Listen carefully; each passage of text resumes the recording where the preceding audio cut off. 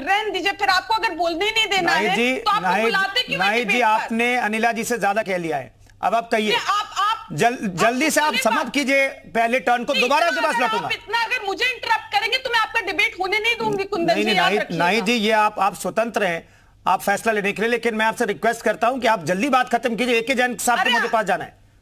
नहीं जी, जल्दी से। अगर आप आज का केवल राजधानी लखनऊ का सुन ले, आप तो ये समझे कि बीजेपी RSS द्वारा जो संचालित स्कूल है वहां पे शिक्षा जो दी जा रही है वो संस्कृति और शिक्षा दी जा रही है, जो लोग प्राप्त कर रहे हैं उनको दरिंदे बनने की शिक्षा दी जा रही है। राजधानी लखनऊ का तो ये स्थिति है कि इंटरव्यू देने जा रही युवती से जो गैंगरेप कर दिया और हत्या कर दिया। आज ही गोसाईगंज में रोंगटे खड़े करने वाली घटना हुई, 9 वर्षीय बालक की हत्या कर शेख पेड़ से लटका दिया। थाना यहाँ BKT में जो है महिला की गला दबाकर हत्या कर दी। गोमती नगर में केवल 1.5 घंटे के अंदर महिलाओं से लूट हो गई। अच्छा, थाने में कहा, जहां लोग न्याय की गुहार लगाने जाते वहां कहां सुनवाई हो रही है? आप ललितपुर का केस ले लीजिए। नहीं जी, अब मैं जैन साहब से सवाल ले लूं। नहीं जी, अगर आप इजाजत दें तो जैन साहब से मैं सवाल ले लूं। ठीक है, AK जैन साहब, ये जो आंकड़े इसे आप किस तौर पर देखते हैं? हालांकि कन्विक्शन की मैं बात नहीं कर रहा हूं, महिलाओं के खिलाफ कम से कम रेप और पॉक्सो, इन दोनों मामलों का जिक्र हुआ है और कहा गया इसमें मामलों के निस्तारण यानी कि अपने अंजाम तक, कम से कम ट्रायल कोर्ट में अंजाम तक पहुंचाने में 57% से ज्यादा कामयाबी हासिल हुई है। ये आंकड़े आप कैसे देखते हैं? और अगर ये आंकड़े ऐसे हैं तो सरकार का रोल कैसा दिखाई देता है आपको, पुलिस का रोल कैसा दिखाई देता है आपको? देखिए, ये जो फिगर्स हैं, ये जो फास्ट ट्रैक कोर्ट में केसेस पेंडिंग हैं या उनमें अभी ट्रायल चल रहा है, ये उससे संबंधित नहीं है।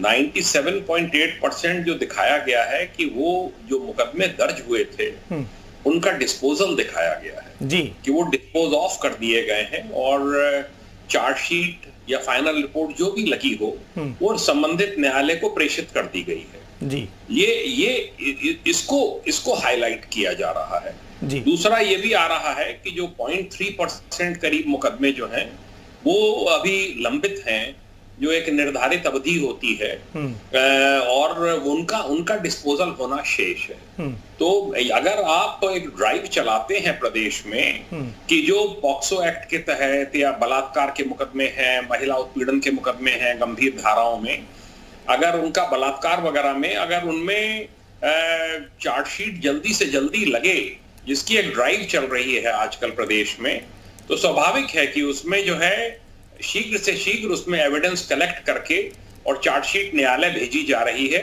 जितनी जल्दी ये काम हो जाता है उतना अच्छा रहता है, क्योंकि अन्यथा पुलिस कर्मियों के ट्रांसफर हो जाते हैं, गवाह इधर उधर हो जाते हैं। जब शुरू में ताजा केस रहता है, अगर उसकी विवेचना तत्परता से की जाए तो गवाह भी मिल जाते हैं, गवाहियां भी हो जाती हैं और उसमें जो है वो चार्जशीट भी लगाने में पुलिस को सफलता मिलती है और जितने भी पुलिस के उसमें कर्मियों की गवाही होनी है वो सब भी अवेलेबल रहते हैं। इससे फास्ट डिस्पोजल में एक केस के फास्ट ट्रैक कोर्ट में इससे मदद मिलती है। ये एक अच्छा कदम है। ऑपरेशन कन्विक्शन है, ये महिलाओं के जो उत्पीड़न के केसेस हैं इनमें चार्जशीट शीघ्र से शीघ्र लगाना है। ये केसेस लंबे समय तक थाने पर लंबित नहीं रहने चाहिए। जब लंबित रहते हैं तो इसका दुष्प्रभाव पड़ता है केस के ऊपर, गवाहों के ऊपर और मुद्दई के ऊपर, तो इसमें उनको विनोवर करने की कोशिश हो सकती है। तो ये मैं समझता हूं कि एक बहुत अच्छी ड्राइव है और इसको चालू रखना चाहिए। यूपी 25 करोड़ की आबादी का प्रदेश है। यहाँ सर्वाधिक मुकदमे दर्ज होना या थानों में फास्ट ट्रैक कोर्ट्स में पेंडिंग होना वो स्वाभाविक है। महाराष्ट्र नंबर 2 पर आता है तो नेचुरली महाराष्ट्र नंबर 2 पे आएगा। उसके भी प्रयास होने चाहिए कि और फास्ट ट्रैक कोर्ट खुलें और शीघ्र से शीघ्र उनका डिस्पोजल कराया जाए।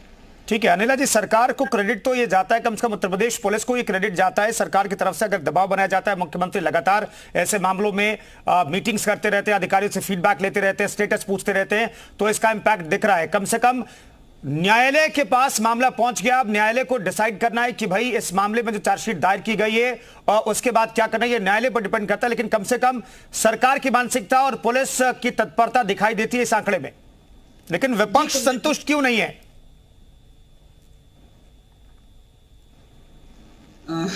देखिए, विपक्ष को संतुष्ट होना भी नहीं चाहिए। जिस दिन विपक्ष संतुष्ट होकर बैठ जाएगा तो उस दिन लोकतंत्र का जो एक संतुलन है वो बिगड़ जाएगा। उनको अपना काम करने दीजिए, उनको प्रश्न करने दीजिए।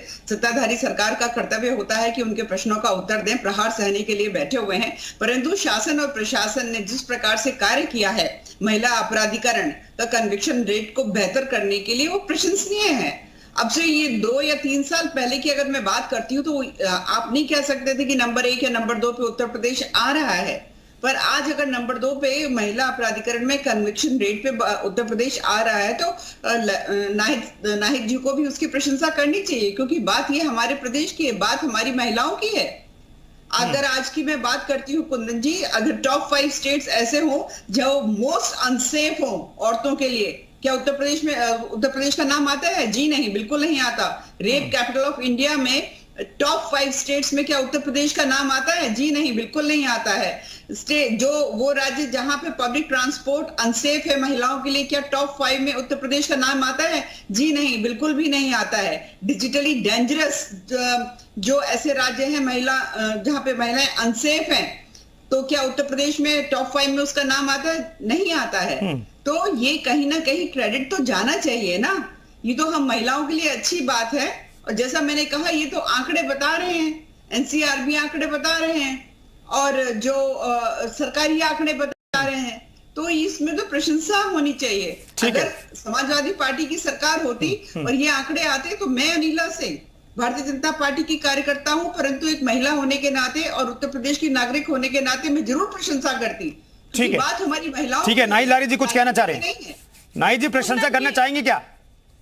कुंदन जी देखिए, बात प्रशंसा की नहीं है, बात यह है कि जो वास्तविकता उसको स्वीकारना चाहिए। थानों में जो है महिलाएं या युवतियां या बच्चियां जब अपनी शिकायत लेकर जाती है तो सुनवाई नहीं होती है। आए दिन हमें अखबारों में या न्यूज में देखने को मिलता है कि सुनवाई ना होने के कारण बच्चियों ने या महिलाओं ने आत्महत्या कर ली। यहां तक ऐसे केसेस आए, चाहे ललितपुर ले लीजिए, चंदौली ले लीजिए, कन्नौज ले लीजिए, जहां पीड़िता या उनके परिजनों के साथ अभद्रता की गई थाने के अंदर। तो ये भी ऐसे केसेस आ रहे, तो इस पर जरूर विचार करना चाहिए। और आप अनिला सिंह जी ने तो इस पर प्रकाशी नहीं डाला। बेबी रानी मौर्य जी जो गवर्नर रही हैं और बीजेपी के वरिष्ठ नेत्री, उन्होंने तक कहा कि थानों में जो है महिला और बच्चे शाम को ना जाएं या ये असुरक्षित होता है। तो जब थाने के अंदर सुनवाई नहीं हो रही है तो आप कैसे उम्मीद कर सकते हैं? अभी हमने कुछ दिन पहले देखा कि एक जिले की न्यूज आई थी जहां सीनियर पुलिस ऑफिसर ने जो है महिला कांस्टेबल के साथ अभद्रता की। तो ऐसे भी केसेस आ रहे हैं। जब रक्षक ही भक्षक बन जाएंगे तो जब सुनवाई नहीं होगी तो निस्तारण तो जाहिर सी बात है, जब मुकदमे दर्ज ही नहीं होंगे तो जाहिर सी बात है निस्तारण बहुत जल्दी हो ही जाएगा। जब आप मुकदमे नहीं दर्ज कर रहे, और क्यों नहीं दर्ज कर रहे? क्योंकि आधे ज्यादा केसेस जो रेप के केसेस या छेड़छाड़ के केसेस, इसमें भाजपा के लोग इन्वॉल्व है। भाजपा के एमपी हैं, एमएलए हैं, इनके नेता हैं। इनके एमपी एमएलए क्या रेप में नहीं इन्वॉल्व है? इनके एमपी एमएलए तमाम रेप में इन्वॉल्व है। चाहे हाथरस केस लीजिए, चाहे शाहजहांपुर केस ले लीजिए। अरे आप ये देखिए, लखीमपुर में इनके भाजपा के नेताओं ने तो पिछड़े वर्ग की महिलाओं उस तरह के आरोप तो कई लोगों पर, और यहाँ तक सुप्रीम, यहाँ तक माननीय अनिला जी ये बात कहना चाह रही होंगी। अब अनिला जी को सुन लेते हैं, अब अनिला जी को सुन लेते हैं, उसके बाद AK जैन साहब के पास जाऊंगा। अनिला जी कहिए। जी कुंदन जी, वैसे तो नाहिद लारी खान जी पढ़ी लिखी महिला है, समझदार महिला है, और मैं मान ही नहीं सकती कि इनको ये पता ना हो कि 0 FIR नाम की कोई चीज होती है। यानी कि आप कहीं से भी अपनी FIR को दर्ज कर सकते हैं। आपको लगता है कि उत्तर प्रदेश में महिला अपराधीकरण को लेकर महिलाओं की FIR दर्ज नहीं होती है? यहाँ पे जैन साहब बैठे हैं और रोशनी डाल देंगे इस विषय पर। आप जो है दिल्ली से कर दीजिए, आप दिल्ली से कर दीजिए, राजस्थान से कर दीजिए, छत्तीसगढ़ से कर दीजिए, बिहार से कर दीजिए, FIR दर्ज हो जाएगी। मैडम कैसी बात कर रही हैं आप? अरे आप अगर जमाने में जी रही हैं, आप किस जमाने में जी रही हैं? चलिए इस पर स्पष्टता जो है AK जैन साहब दे, चलिए इस पर स्पष्ट जवाब जो है। ठीक है, महिला अपराध के मामले में लड़ने की जरूरत नहीं है, बहस करने की जरूरत नहीं है, स्पष्टता जरूरी है।